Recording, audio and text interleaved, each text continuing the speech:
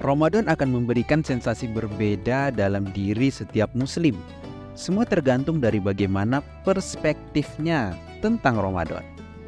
Ada yang memandang Ramadan sebagai momentum yang biasa saja, sekedar ajang menggugurkan kewajiban. Ada juga yang menanti-nanti Ramadan dengan penuh kerinduan. Dari 2 bulan sebelumnya sudah berdoa agar umurnya dipanjangkan sampai di bulan Ramadan. Maka Rasulullah adalah teladan terbaik dalam menjalani Ramadan. Lihatlah Rasulullah dan para sahabat, bagaimana mereka menjalani hari-harinya selama bulan Ramadan. Berpuasa seharian pasti akan meninggalkan lapar dan dahaga. Raga terasa lebih letih dari hari biasanya, sehingga menjadi alasan untuk lebih banyak meminta waktu beristirahat.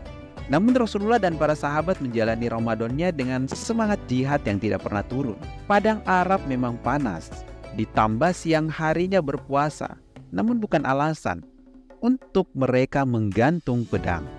Lintasan sejarah sudah mencatat bahwa Perang Badar, perang besar pertama umat Islam dengan kafir Mekah, terjadi di siang hari bulan Ramadan. Dengan jumlah pasukan yang hanya 300-an, harus menghadapi 1.000 tentara musuh.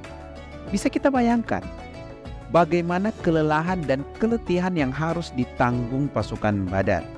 Namun, tidak ada kata mundur. Mereka tetap berjihad di siang hari bulan Ramadan.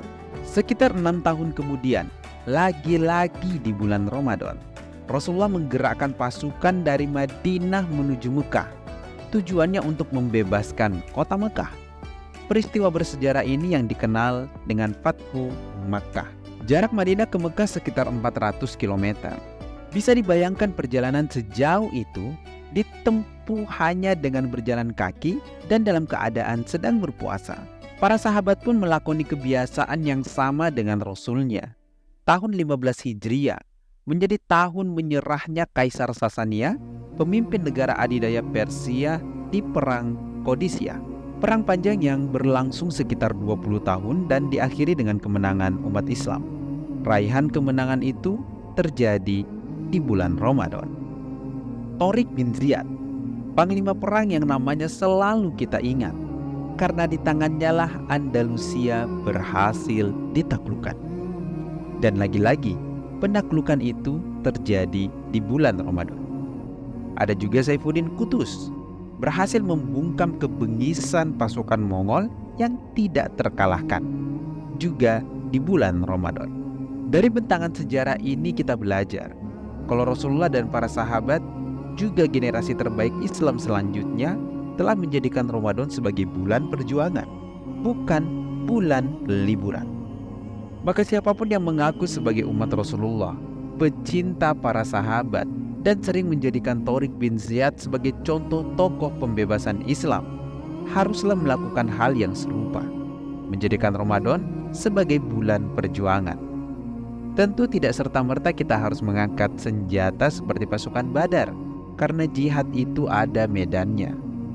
Jika kita hari ini adalah pengusaha, maka berjuanglah dengan harta yang kita punya. Bila Allah beri amanah sebagai seorang intelektual pendidik umat, maka berjuanglah dengan keutamaan ilmu yang kita punya. Atau Allah takdirkan kita ada pada lingkar para mubalik atau ulama, serulah umat untuk kembali kepada Islam. Ramadan adalah bulan perjuangan, saat yang terbaik untuk mengerahkan segenap potensi yang kita punya, untuk berjuang menegakkan kembali Islam yang kafah. Karena hanya dengan penerapan Islam yang sempurna, seluruh masalah dan derita umat akan sirna. Mau sampai kapan kita hidup di bawah kontrol negara kafir penjajah yang sampai hari ini semakin leluasa merampok negeri kita?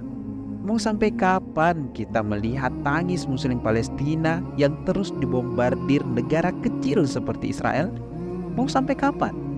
Maka agenda utama perjuangan seluruh komponen umat adalah bergerak menegakkan Islam yang kafah.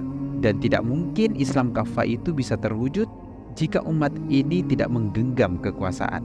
Umat Islam harus berkuasa, harus menjadi pemimpin dunia, namun tentu bukan lewat jalan demokrasi yang telah berkali-kali mengkhianati Islam. Kita punya jalan sendiri, kita punya agenda sendiri untuk meraih kemenangan. Seperti jalan perjuangan yang telah digariskan oleh Rasulullah ketika meraih kekuasaan di Madinah. Di sana tegak negara Islam pertama, negara yang memfasilitasi penerapan Islam yang kafah, negara yang melindungi kehormatan setiap warganya, negara yang punya misi menyebarkan Islam ke seluruh dunia dengan dakwah dan jihad. Inilah perjuangan Islam yang sesungguhnya. Ramadan menjadi salah satu momentum terbaik mewujudkan itu, karena Ramadan adalah bulan perjuangan.